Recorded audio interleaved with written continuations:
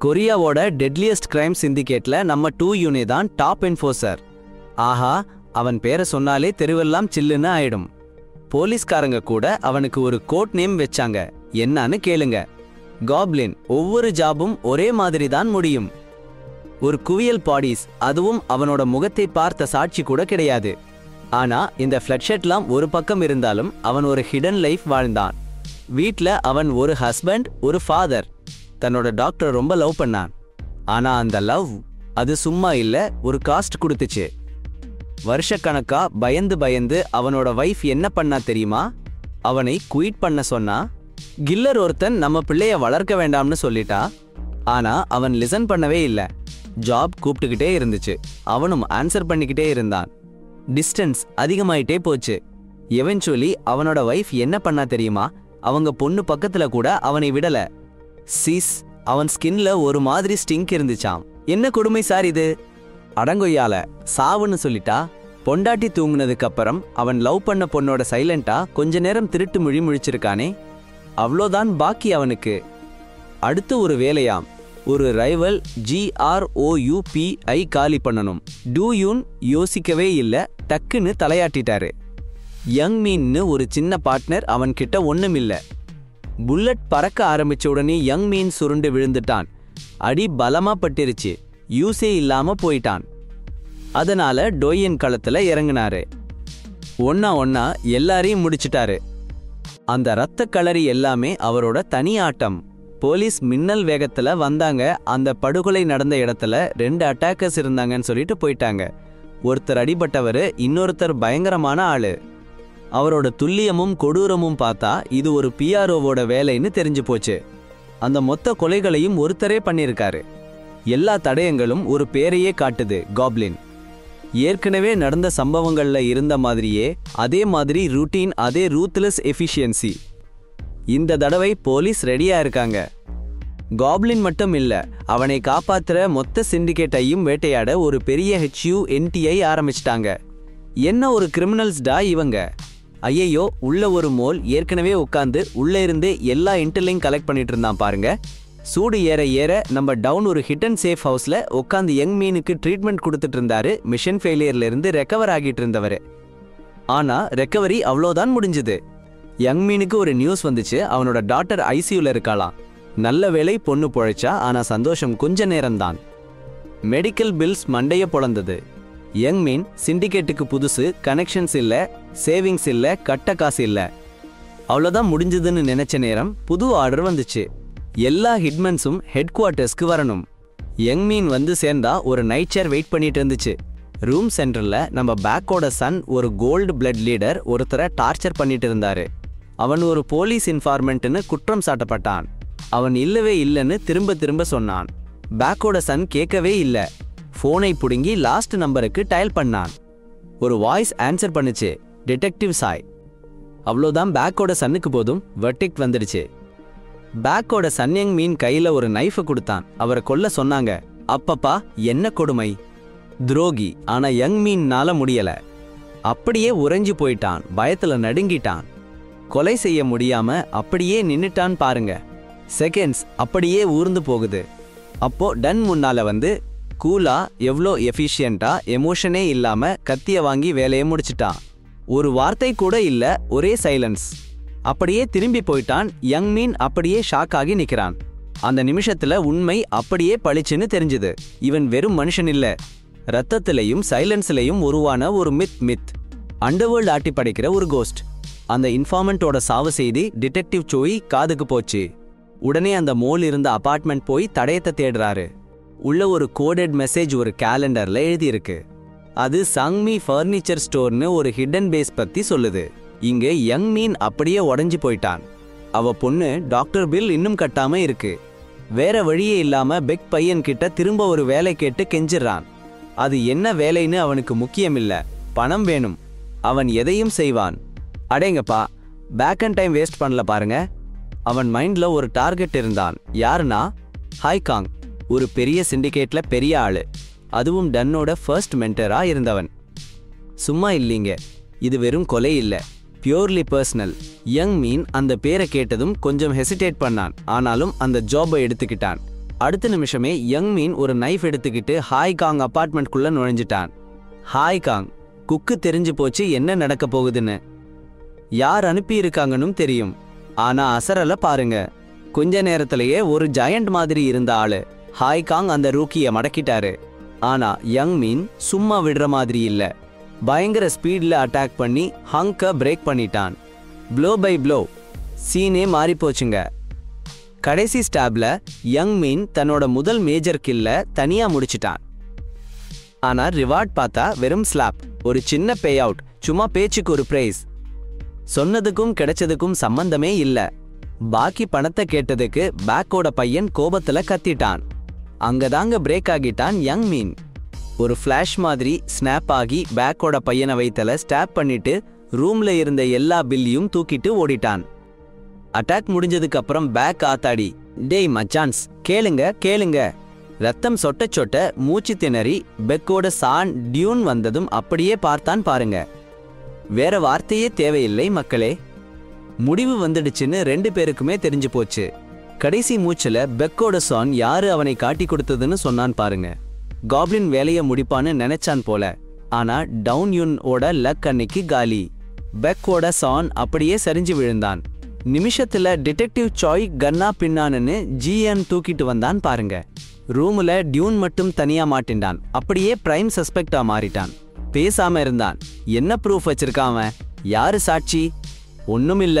பேரை சொல்லிக்க கூட ஆள் இல்ல. ஒரு சண்டைக்கு கூட தெம்பில்லாம அப்படியே சரண்டர் ஆகிட்டான். சோய் அவனை உள்ள தூக்கி போட்டான். கையில விலங்கு மாட்டினதும் தான் பார்த்துக்காம விட்ட குடும்பத்தை நினைச்சு அப்படியே உருகிட்டான். கோர்ட்டு 10 வருஷம் தண்டனை கொடுத்துருச்சு. 2 வருஷம் கழிச்சு லெட்டர் ஒன்று வந்துச்சு. யார் எழுதுனதுன்னு பார்த்தா அவன் வைஃப். அவ கிளம்பிட்டாளாம். தன்னோட டாட்டர் தூக்கிட்டு எங்கேயோ ரொம்ப தூரத்துக்கு போயிட்டாளாம். அவளோட சைல்டு ஒரு கில்லரோட டாட்டர்னு யாருக்கும் தெரியக்கூடாதாம். இனிமே அந்த கேர்ள் கிட்ட அவங்க அப்பா இறந்துட்டாருன்னு தான் சொல்லுவாளாம்.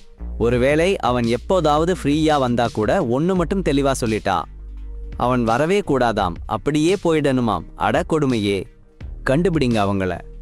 மைனஸ் இந்த வார்த்தைங்க தான் டூன் யூனோட மொத்த நம்பிக்கையையும் நொறுக்கிடுச்சு. அந்த நிமிஷத்துல இருந்து டூன் யூங் அப்படியே ஸ்தம்பிச்சு போயிட்டாரு. பேச்சில்ல மூச்சில்ல எந்த நம்பிக்கையும் இல்ல. யங் மீன் வந்து பார்க்க வந்தப்ப கூட டூன் யூங் அவரை பார்க்கவே இல்ல. எதுவுமே முக்கியமில்லாத மாதிரி ஆயிடுச்சு.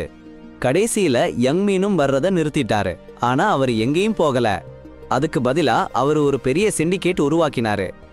விசுவாசமான ஆளுங்களை சேர்த்து பழைய கான்டாக்ட்ஸ் எல்லாம் தூசி தட்டி எடுத்து தெருவையே ரத்தம் தெரிக்கிற மாதிரி பயங்கரமா தன்னோட கண்ட்ரோல்குள்ள கொண்டு வந்தாரு. அவரோட க்ரூ பயங்கர கொலைகளுக்கும் கொடூரமான தாக்குதல்களுக்கும் பேர் போனதா ஆயிடுச்சு. போலீஸுங்க அலர்ட் ஆகிட்டாங்க. காப்ளின் திரும்பி வந்துட்டாருன்னு ரூமர்ஸ் பரவ ஆரம்பிச்சிட்டது. யங் மீன் அதை திருத்தவே இல்லை. அந்த பட்டத்தை அவரு வரவேற்றாரு. எப்பவுமே ஒரிஜினல் பார்த்து வியந்தவரு இப்ப தன்னோட விருப்பப்படி அவரோட நிழலையே வாழ்ந்துட்டு இருந்தாரு. எல்லாத்தையும் மாத்தின அந்த கொலை நடந்து 10 வருஷம் கழிச்சு டூன் ஜெயில இருந்து வெளியே வந்தாரு. மைனஸ் வயசாயிட்டாரு, அமைதியாயிட்டாரு, தன்னோட கடந்த காலத்தை விட்டுட்டு போக தயாரா இருந்தாரு. நேர்மையான ஒரு வேலையை தேடி கண்டுபிடிச்சு ஒரு லோக்கல் கார் வாஷ்ல வேலைக்கு சேர்ந்தாரு. ஆனா அவருக்கு தெரியாது அவரோட பொண்ணு யானா இப்ப பக்கத்துல இருக்கிற ஒரு ஸ்கூல்ல தான் படிச்சிட்டு இருக்கான்னு. விதி இன்னும் ஒரு ட்விஸ்ட் வச்சிருக்கு. ஆஹா, அடிங்கப்பா, கேளுங்க கேளுங்க. எங்க யங் டாட்டர் மீன் யுஎன்ஜேயு 2 பேரும் ஒரே ஸ்கூல்ல தான் படிச்சாங்க. ஆனா 2 பொண்ணுங்களுக்கும் ராப்பகலா வித்தியாசம்.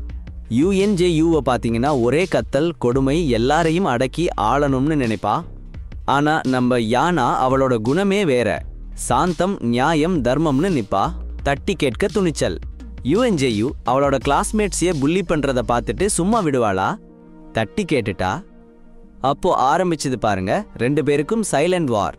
இந்த பக்கம் யங் மீன் கிரிமினல் வேர்ல்டுல உச்சத்துக்கு போயிட்டான். ஆனா வீட்டுக்குள்ள ஒரு அந்நியன் மாதிரி. பொண்ணு கூட பேசவே மாட்டேங்கிறா.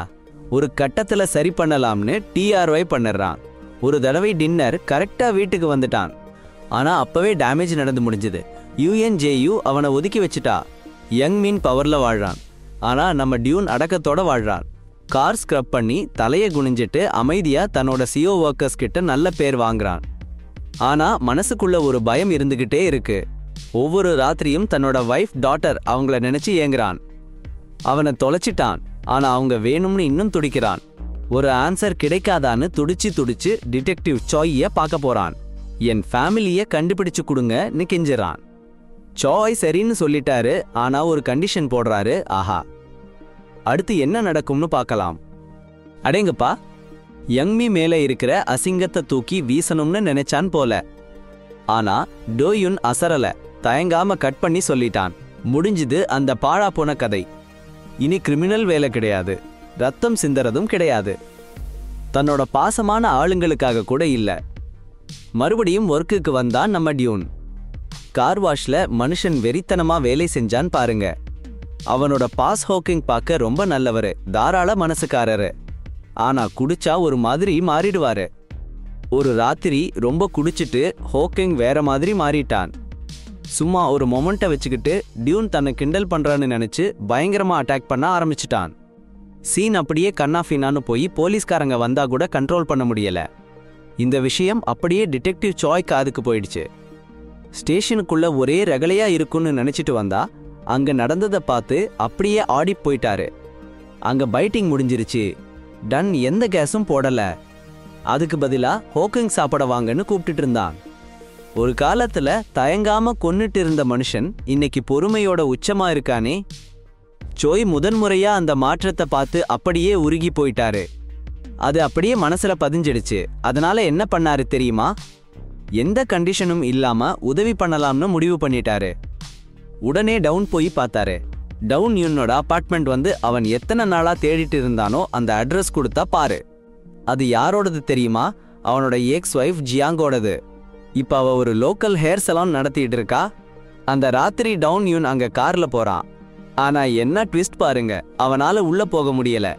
அப்படியே அந்த தெருவோரத்துல நின்னு அமைதியா பார்த்துட்டு இருந்தான்.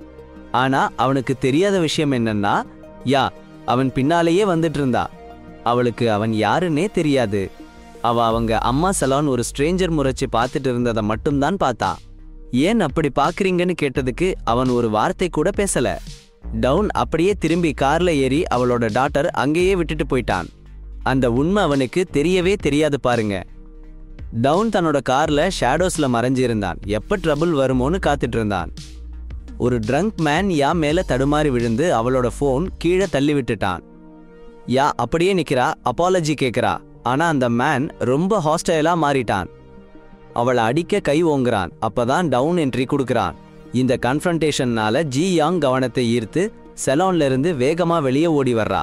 அந்த மேனம் அவ டாட்டரம் நடுவுல டவுன் நிக்கிறத பார்த்ததும் அவன்கிட்ட கெஞ்சிரா, ப்ளீஸ் இங்க இருந்து போயிடுன்னு. அட, யாவோட அம்மா வாய்ஸ். ரொம்ப பரிச்சயமான ரொம்ப பர்சனலான தொனி யாவ அலர்ட் பண்ணிடுச்சு. அதிர்ச்சியை வெளிப்படுத்தும் முகம். அவ அம்மா முகத்தையே முறைச்சு பார்த்தா. அமைதியா பதில் கேட்டா. கியாங் சும்மா ஒரு பழைய ஃப்ரெண்ட்னு லைட்டா சொல்லி முடிச்சுக்கிட்டா. ஆனாலும் டவுன் தேங்க்ஸ் சொன்னா ஹெல்ப் பண்ணதுக்கு. அடுத்த ஈவினிங்கே டவுன் யூ தனக்கும் கியாங்குக்கும் டின்னருக்கு இன்வைட் பண்ணா. அந்த ரெஸ்டாரண்ட் செம எலகண்டா இருந்துச்சு. ஆனா டேபிள்ல டென்ஷன் அப்படியே தெரிஞ்சுது. ஒரு மாதிரி சைலன்ஸ்க்கும் கேர்ஃபுல்லா ஒருத்தர் பார்த்துக்கிற பார்வைக்கும் நடுவுல யாவுக்கு ஒரே கியூரியாசிட்டி. டவுன்யூன் அவ அம்மாவை பிடிச்சிருக்கான்னு கேட்டா. அந்த கேள்வி அப்படியே ஹார்டா தாக்கிச்சு. ஜி யாங் டக்குன்னு எஸ்கேப் ஆகிட்டா. ஆனா ஏதோ மாறிடுச்சு. யாவுக்கு அந்த மனுஷன் மேல ஒரு சாஃப்ட் கார்னர் வந்துடுச்சு. யார் அவளுக்காக ஸ்டாண்ட் எடுத்தாரோ அவங்க அம்மா வெளியே போனதும் டக்குன்னு டவுன் கூட ஒரு செல்ஃபி எடுத்து அவ நம்பரை கொடுத்து கியாங்க நெருங்க ஹெல்ப் பண்ணுவான்னு ப்ராமிஸ் பண்ணா. ஆனாலும் அவர் யாருன்னு தெரியாம அழுகை முகம் துரதிர்ஷ்டவசமா கியாங் டவுன் திரும்பி வந்ததை பார்த்து சந்தோஷப்படல. யாவை விட்டுட்டு தனியா ஒரு கபேல மீட் பண்ண சொன்னா. அங்க எல்லாத்தையும் போட்டு உடைச்சிட்டா. அவர் உள்ள இருக்கும்போது அவளும் யாவும் எல்லாத்தையும் விட்டுட்டு வந்துட்டாங்கன்னு வெடிக்கும் தலை. அடேங்கப்பா, யுனைடெட் ஸ்டேட்ஸ்ல வாழ்க்கை தலைகீழா மாறிடுச்சு. ஒரு கல்யாணம் பண்ணி ஒரு ஸ்டெபிலிட்டி வேணும்னு நினைச்சா அதுவும் கப்செப்னு போச்சு. கடைசியில அவ திரும்பி சவுத் கொரியாவுக்கு வந்து அவ பொண்ணோட ஒரு குவைட் லைஃப் ரொம்ப பீஸ்ஃபுல்லா யார தொந்தரவு இல்லாம பாஸ்ட மறந்து வாழ ஆரம்பிச்சிட்டா. அப்போதான் ட்விஸ்டே. டுனே மறுபடியும் வந்து நிக்கிறான். ஜியாங் சொன்னா யாய்னா நேத்து வருஷ கணக்குல இல்லாத அளவுக்கு சிரிச்சாலாம். ஆனா அதனால அவ மனசு மாறல. டூனே திரும்ப அவங்க வாழ்க்கையில வந்து குழப்புறது அவளுக்கு இஷ்டமில்ல. அவனை விட்டு விலக சொல்லிட்டா. இனிமே விசிட் பண்ணக்கூடாது, கான்டாக்ட் எதுவும் இல்ல. டுன்யூன் ஒத்துக்கிட்டான். ஆனா போறதுக்கு முன்னாடி அவன் பொண்ணுக்கு ஒரு ஃபைனல் கிஃப்ட் பண்ண ரெடியானான். அடுத்த ஆஃப்டர்நூன் ஸ்கூல் பக்கத்துல கையில ரிஸ்ட் வாட்ச் வச்சு காத்துக்கிட்டு இருந்தான். கொஞ்ச நேரத்துல ஸ்கூல் பெல் அடிச்சதும் டூனே அவளை பார்த்துட்டான். கிட்ட போகலாம்னு ரெடியானான். ஆனா ஜோங் சொன்ன வார்த்தைங்க அவன் மனசுல எதிரொலிச்சது தயங்குனான். ஒருவேளை விலகி போறதே பெட்டரோன்னு தோணுச்சு. திரும்பி போயிட்டான். அப்போ ஒரு ஃபிளாஷ் மாதிரி ஒரு கார் அவனை இடிச்சு தூக்கி போட்டுருச்சு. தரையில பயங்கரமா அடிபட்டு விழுந்துட்டான். யாய்னா எல்லாத்தையும் பார்த்துட்டா. பதறி அடிச்சு அவன்கிட்ட ஓடினா ஹிஸ். என்ன நடக்கும்னு தெரியலையே. ஐயோ, கை வெட்டுப்பட்டு ரத்தம் பீறிட்டு அடிக்குது. ஒரு நிமிஷம் கூட தாமதிக்காம உடனே டிரைவர் கிட்ட ஹாஸ்பிட்டலுக்கு போக சொல்லிட்டா. ஆனா பாருங்க, அந்த டிரைவர் யாருக்கு வேலை செய்யறான்னு தெரியுமா? ஸ்கூல் பையன் உங்க இருக்கானே அவனோட ஆளாம். ஆமா மக்களே, டாக்டர்ஸ் எல்லாம் சேர்ந்து டவுன் நல்லா பேட்சப் பண்ணி முடிச்சதும் அந்த டிரைவர் கூலா தன்னோட பிசினஸ் கார்டு கொடுத்துட்டு கண்டிப்பா உங்களை கான்டாக்ட் பண்ணுவேன்னு சொல்லிட்டு போயிட்டான். என்ன ஒரு ட்விஸ்ட் பாருங்க. அதே நாள் சாயங்காலம் டியூன் வந்து யாவ வீட்டுக்கு கூட்டிட்டு போறான். பஸ் ஸ்டாப்ல வெயிட் பண்ணும்போது ஜே யங் கிட்ட மறுபடியும் பேச சொல்லி யா ஊக்கப்படுத்துறா. அப்போ ஒரு விஷயத்த சொல்றா, கேட்டு ஷாக் ஆகிடுவீங்க. யாவோட அம்மா அடிக்கடி தனிமையில வாடி யாரும் இல்லாதப்ப ரகசியமா அழுவாங்களாம். அடப்பாவமே, டவுன் யுன் மாதிரி ஒரு நம்பிக்கையான ஆளால தான் அவங்க வாழ்க்கையில சந்தோஷத்தை திருப்பி கொண்டு வர முடியும்னு யா நம்புறாளாம். டியூன் எதுவும் பேசல. ஆனா யாருமே எதிர்பார்க்காத மாதிரி தன்னோட ரிஸ்ட் வாட்ச் அவகிட்ட கொடுத்தான். யா சிரிச்சுக்கிட்டே வாங்கிட்டு அவனுக்கு ஒரு ஹக்கு கொடுத்தா. செம்ம சீனுங்க இது. மறுநாள் காலையில யா பெருமையா அந்த வாட்சை கட்டிக்கிட்டு பிரேக்ஃபாஸ்ட் டேபிளுக்கு வர்றா. ஜியாங் உடனே அதை கண்டுபிடிச்சிட்டா. அந்த வாட்ச் எங்க இருந்து வந்ததுன்னு அவளுக்கு நல்லாவே தெரியும். அதனால அவ சந்தோஷமா இல்ல. அந்த வாட்சை கழட்ட சொல்லி மகள்கிட்ட சொல்றா. ஆனா யா மறுத்துட்டா. என்ன நடக்கும்னு பாப்போம். ஐயோ, சண்டை முத்தி யான டென்ஷன் ஆகி வெளியில போயிட்டா. அவ பேசிட்டு போன வார்த்தை ஜியாங் மனசுல அப்படியே உட்கார்ந்துருச்சு. தன்னை சந்தோஷமா இருக்க விடுங்கம்மான்னு கதறா. அந்த நிமிஷம் அப்படியே உறைஞ்சு போச்சு. அப்புறம் அவ டன்னை தன்னோட சலான் கூப்பிட்டா. முடி வெட்டும்போது தனியா மனசு விட்டு பேசினாங்க. ஒரு வழியா அவனுக்கு இன்னொரு சான்ஸ் கொடுக்க சம்மதிச்சா. ஆனா கண்டிஷன் போட்டா, திரும்பவும் நம்ம வாழ்க்கையில வரணும்னா யானாவை ஏமாத்தவே கூடாது, சரியா? அதே நேரம் டவுன்ல வேற எங்கேயோ யங்மி அஞ்சுவோட டிரைவர் சம்பந்தப்பட்ட ஆக்சிடென்ட் பத்தி தெரிஞ்சது. அந்த விபத்துல பாதிக்கப்பட்டவரோட பேர் என்னன்னு கேட்டு பிசினஸ் கார்டு பார்த்தாரு. பார்த்துட்டு அப்படியே ஷாக் ஆயிட்டாரு. டன் ஒரு காலத்துல தன்னோட பிரதர்னு சொன்ன அதே ஆள் யங்மி டன் ஜெயில இருந்து வந்துட்டான்னு தெரிஞ்சதும் அப்படியே ஆடி போயிட்டாரு. தன்னோட பழைய பார்ட்னர் திரும்பி வந்துட்டாரேன்னு பயந்துட்டாரு. டூயுன் பழி வாங்க வருவானோன்ற பயம் அவரை அப்படியே பிடிச்சு உலுக்கிடுச்சு. சீக்கிரமே அவருக்கு ஹலூசினேஷன் ஆக ஆரம்பிச்சுடுச்சு. டூயுன் கத்தியோட அட்டாக் பண்ண வர மாதிரி கற்பனை பண்ணி பயந்தாரு. பேரனோயா அதிகமாயிடுச்சு. அதிலிருந்து மீள முடியாம தன்னோட ஆட்களை டூயுன் மானிட்டர் பண்ண சொன்னாரு. சதா நேரமும் சுத்தி சுத்தி ஒரே வேலையா. ஆனா பாருங்க, எல்லா பயப்புள்ளைங்களும் பிளானை கரெக்டா ஃபாலோ பண்ணல. இந்த டாங்பி இருக்கானே அவனுக்கு இந்த அசைன்மெண்ட்ல சுத்தமா இஷ்டமில்ல. ஏன்னா அந்த டவுன் யுன் நுகு எல்லாம் முடிஞ்சு போச்சு. அவன்லாம் ஒரு ஆளே இல்லைன்னு நினைச்சிட்டான். அதை விட கொடுமை என்னன்னா, இந்த 2 பேருக்கும் ஏற்கனவே ஏதோ ஹிஸ்டரி இருக்காமே. பேரனாய்ட் பிடிச்சவன் வேற. டாங்பி என்ன நினைச்சிட்டான்னா, யங் மீன் திரும்பவும் டவுன் யுன்னை அந்த ஃபோல்டுக்குள்ள கொண்டு வர பிளான் பண்றானோன்னு பயந்துட்டான். அப்படி நடந்துச்சுன்னா ஆர்கனைசேஷன்ல தன்னோட இடம் போயிடும்னு நினைச்சு பயந்துட்டான். யோ, ஃபேஸ் வேற போயிடுமே. அதான் இவனே இறங்கிட்டான். தூரத்துல இருந்து வேடிக்கை பார்க்கறதுக்கு பதிலா டாங்பி அட்டாக் பண்ணிட்டான். டியூனியையும் அவனோட கோவர்க்கர்ஸையும் ஆம்புஷ் பண்ணி யங்மீன் கிட்ட இருந்து தூரமா போன்னு மிரட்டி இருக்கான் பாருங்க. கம்பேக்கே இல்லைன்னு சொல்லிட்டான். அடப்பாவி. மறுபக்கம் யங்மீன் பயங்கரமா கோவப்பட்டுட்டான். அவன் போட்ட ஆர்டர் மதிக்கல.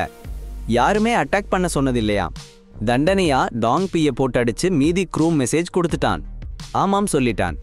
டவுன்யூன் ஹாஸ்பிட்டல்ல கொஞ்ச நாள் இருந்து ரிகவர் ஆகிட்டான். ஸ்டிச் எல்லாம் போட்டாச்சு. ஆனா ஸ்டெடியா இருக்கான். சரியான ஆளுதான் போங்க. வேலைக்கு திரும்பி போயிட்டான். அதுக்கப்புறம் யங்மீன் ஓட ஆளுங்க எல்லாம் தூரமாவே இருந்தாங்கப்பா. பின்னாடியே தொடர்ந்தாங்க. ஆனா திரும்ப அவனை தொடக்கூட தைரியம் இல்ல. அந்த நாள்ல இருந்து யங்மீன் கண்ணுல விளக்கெண்ணெய் ஊத்திட்டு டியூன் கவனிக்க ஆரம்பிச்சிட்டான். ஒவ்வொரு நாளும் அவன் என்ன பண்றான்னு போட்டோ எடுத்து அனுப்ப சொன்னான். ஆனா எல்லா போட்டோவிலையும் என்ன தெரியுமா இருந்துச்சு? டியூன் அமைதியா கார் வாஷ்ல வேலை செஞ்சிட்டு இருந்தான். கத்தி இல்ல, மிரட்டல் இல்ல, வெறும் சோப், தண்ணி, அமைதி. இதை பார்த்து யங்மீன் இன்னும் பயம் அதிகமாயிடுச்சு. டவுன்யூன் உண்மையாவே மாறிட்டானா இல்ல ஏதோ பெரிய ட்ரபிள் வெயிட் பண்ணிட்டு இருக்கான்னு அவனால கண்டுபிடிக்கவே முடியல. அப்போதான் எல்லாமே மாறிச்சு. ஸ்கூல்ல யூனு திரும்பவும் ஒரு கிளாஸ்மேட் புள்ளி பண்ணிட்டு இருந்தா. எப்பவும் போல எய்னா வந்து தடுத்து நிறுத்தினா. ஆனா இந்த முறை உனுவுக்கு சரியான கோபம் வந்துருச்சு. எப்ப பாரு சேலஞ்ச் பண்ணிட்டே இருக்காளேன்னு எய்னாவை பயங்கரமா தள்ளிவிட்டா. ரொம்ப ஃபோர்ஸா தள்ளிட்டா. யைனா பறந்து போய் ஒரு மெட்டல் போல்ல இடிச்சிட்டா. ரத்தம் அப்படியே அந்த போல்ல வழிய மயங்கி விழுந்துட்டா. இந்த இன்சிடென்ட் அப்புறம் ஸ்கூல்ல இருந்து ஃபேமிலிஸ் கால் பண்ணாங்க. யங் மீன் உஞ்சூவுக்காக வந்தான். டவுன் யுன் ஜி யங் யானாக்காக ஹாஸ்பிட்டல் பதறி அடிச்சிட்டு ஓடினாங்க. ஸ்கூல்ல பிரின்சிபல் யங் மீன் கூப்பிட்டு சீரியஸ் கான்சிக்வன்சஸ் பத்தி பேசினாங்க. மக, இப்ப பாரு, பொண்ணு மாட்டிக்கிட்டா. ஆனா யங் மீ அங்க இல்ல பேசுறதுக்கு. அவன் மிரட்டுறான். யூனு தண்டனை கிடைச்சா உன் பிள்ளைங்களுக்கு தான் விலை கொடுப்பாங்கன்னு எச்சரிக்கை விடுறான். மெசேஜ் ரொம்ப கிளியரா போயிருச்சு. பிரின்சிபல் பயந்து போய் பின்வாங்கிட்டாரு. ஆஸ்பத்திரியில டாக்டர்ஸ் மின்னல் வேகத்துல வேலை செய்யறாங்க. யான் சர்ஜரி பண்ணணும், ஆனா ஆபரேஷன் சக்சஸ். டோயம் ஜோங்கம் நிம்மதியா போச்சு. ஆனா அது மட்டும் போதாது, டோயி ஜஸ்டிஸ் வேணும். போலீஸ் ரிப்போர்ட்டை ஃபைல் பண்றாரு. ஆனா பதில் ரொம்ப நொறுக்கிடுச்சு. போலீஸ் அந்த கேஸே டிஸ்மிசல் பண்ணிட்டாங்க. ஒரு ஆஃபீஸர் இன்னும் ஒரு படி மேல போய் புல்லியோட ஃபேமிலி லாயர் கிட்ட இருந்து பே ஆஃப் வாங்கிக்க சொல்லுறாரு. டோஹி ஒரு வார்த்தை கூட பேசல. டர்னு திரும்பி வெளியே நடந்து போயிட்டாரு. லாயர் கைய கூட பிடிக்கல. அவரோட அமைதியே எல்லாத்தையும் சொல்லிருச்சு. சிஸ்டமோட ஃபெயிலியர்ல நொறுங்கி போன டோஹி யா பக்கத்திலேயே இருக்கணும்னு ஆஸ்பத்திரிக்கு திரும்பி வந்தாரு. அங்க இருக்கும்போது அவளோட கிளாஸ்மேட்ஸ்ல ஒருத்தி இனுவோட புல்லிங் இன்னொரு விக்டிம் வந்து பாக்குறா. அவ மெதுவா உண்மையை சொல்றா. அவ ஹர்ட் பண்ணது உன்னுதான், ஆனா ஸ்கூல்ல யாருமே பேசல. அட பாவமே, டீச்சர்ஸும் ஸ்டூடெண்ட்ஸும் அப்படியே அமைதியா அந்த சம்பவமே நடக்காத மாதிரி இருந்தாங்களாம். அந்த டிப் கிடைச்சதும் டவுன் டக்குன்னு பிரின்சிபால் கிட்ட போயிட்டான். உஞ்சுவோட ஒரு மீட்டிங்கை போட்டு என்ன நடந்திருக்குன்னு கேட்கலான்னு பார்த்தா பிரின்சிபாலே தடுத்துட்டாங்களாம். அடப்பாவிகளா, அவங்க உஞ்சுவை சப்போர்ட் பண்ணிட்டு பாலிசி பின்னாடி ஒளிஞ்சுக்கிட்டு ஒரு டிஸ்கஷனுக்கும் ஒத்துக்கலையாம். வேற வழி இல்லாம டவுன் ஸ்கூலுக்கு வெளியே வெயிட் பண்ணியிருக்கான். உஞ்சு வந்ததும் பொறுமையா போய் என்ன நடந்துச்சுன்னு கேட்கலான்னு பார்த்தா அதுக்குள்ள யங் மீனோட ஆளுங்க குதிச்சிட்டாங்களாம். என்ன கொடுமை சார் இது! தூரத்துல இருந்து வாட்ச் பண்ணிட்டு இருந்தவங்க சரியான சாக்கு கிடைச்சதும் டவுன் அடிச்சு தரையில போட்டு மிதிச்சிட்டாங்களாம். கொல்ற அளவுக்கு இல்லையாம், ஆனா ஒரு மெசேஜ் பாஸ் பண்ற மாதிரி அடிச்சாங்களாம். ஐயையோ! அப்புறம் உஞ்சுவ ஹீரோ மாதிரி வீட்டுக்கு கூட்டிட்டு போயிட்டாங்களாம். ஆனா டேமேஜ் முடியலையா மக்களே? அந்த ஆளுங்க யங்மீன் கிட்ட போய் கதையை மாத்தி சொல்லியிருக்காங்க. டவுன் உஞ்சுவ கிட்னாப் பண்ண ட்ரை பண்ணானும் அவங்க தான் காப்பாத்தினாங்கன்னு சொல்லியிருக்காங்க. அடங்கொன்னிகளா, யங்மீன் எதையும் செய்யற மனுஷன் ஆயிட்டானாம். என்ன நடக்குமோ? அடேங்கப்பா, பொண்ணை காப்பாத்தணுமா வெறி கொண்டு எழும்பிட்டாரு பாருங்க. அப்போல இருந்து டுயூன் வெறும் கோஸ்ட் இல்லைங்க, ஒரு டார்கெட். யங்மீன் சும்மா இல்ல, ஒரு டிராப் ரெடி பண்ணிட்டாரு. 2 டீம், ஒரு டீம் டன்ன மோட்டல்ல தூக்க, இன்னொரு டீம் ஜி யாங்கையும் யானாவையும் ஹாஸ்பிட்டல்ல கடத்த பிளான் போட்டாரு. சிம்பிள் கோல். டன்னோட ஃபேமிலியை வச்சு லெவரேஜ் பண்ணி அவரை சரண்டர் பண்ண வைக்கலாம்னு நினைச்சாரு. ஆனா பிளானே பொசுக்குன்னு கவுந்துருச்சு. டொயூன் தன்னோட ஃபேமிலியை கடத்திட்டானுங்கன்னு தெரிஞ்சதும் உள்ள இருந்து ஏதோ டங்குன்னு உடைஞ்சிருச்சு. அமைதியான மனுஷன் போயிட்டாரு. கில்லர் திரும்பி வந்துட்டாரு. செகண்ட்ஸ்ல அம்புஷ் டீம் மொத்த பேரையும் காலி பண்ணிட்டாரு. தயக்கமே இல்ல, கருணையே இல்ல. ரத்தம் தெரிச்சு முகம் துணி எல்லாம் நனைஞ்சு போச்சு. கோப்லின் திரும்பி வந்துட்டாரு. அட்டாக் பெயில் ஆயிருச்சுன்னு தெரிஞ்சதும் யங்மீன் டாக்டிக்ஸை மாத்திட்டாரு. அடேங்கப்பா, என்ன திருப்பம்! என்னது, மனுஷங்களை யாவ பழைய ஃபர்னிச்சர் ஃபேக்டரி மாத்த சொன்னாங்களாக்கும். கேங் பேஸ்ல வச்சு சம்பவம் பண்ணலாம்னு பிளான். டியூன்காக வெயிட் பண்ணி அங்கே வச்சே கதையை முடிக்கலாம்னு பாக்குறாங்களாக்கும். இந்த தடவை பர்சனலா எடுக்க போறாங்களாம். அடப்பாவமே! டவுன் ஆஸ்பத்திரிக்கு போறதுக்குள்ள எல்லாமே முடிஞ்சு போச்சு. ஜெய்யாங் காயம் பட்டுட்டாரு. யாவோ காணோம். என்ன கொடுமைடா சாமி இது! டோயி அவளை தேத்துனாலும் அவனால அங்க நிக்க முடியல. அவங்க பொண்ணுக்காக அவன் போயே ஆகணும். அதுக்கு அவன் பழைய ஆளா மாறணும். அண்டர்வேர்ல்ட்ல இருந்தப்போ இருந்த பயங்கரமான ஆளா சும்மா போகல. அவன் டவுன் அஞ்சுவை அவ வீட்டிலிருந்து தூக்கிட்டு வந்துட்டான். அப்புறம் கால் பண்ணி அஞ்சுவை கொடுத்துட்டு எய்னாவை வாங்கலாம்னு டீல் பேசலாம்னு பாக்குறான். ஆனா யங்மீன் இதெல்லாம் தெரிஞ்சிருச்சு. டீலே நடக்காது பாருங்க. அவன் நினைச்ச மாதிரியே யங்மீன் ஆளுங்க ஆயுதத்தோட வந்துட்டாங்க. யா இல்ல, டீல் இல்ல, இது வேற ஒரு செட்டப். டவுன் தெரிஞ்சிருச்சு ஏமாத்துறாங்கன்னு. ஆனா அவன் ரெடியா இருந்தான். அவன் ஒரு டிராப்பல்ல போகல, ஒரு ஸ்லாட்டர்ல போனா.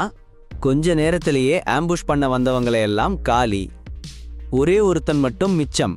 அவன் கிட்ட இருந்து கெயின் எங்க இருக்கான்னு கறந்துட்டான். டவுன் டைம் வேஸ்ட் பண்ணல.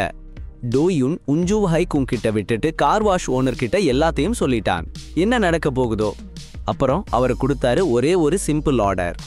அந்த கேர்ளை ஒரு ஸ்பெசிஃபிக் பிளேஸ்ல ஒரு ஸ்பெசிஃபிக் டைம்ல கொண்டு போய் சேர்த்துறணும், அவ்வளோதான்.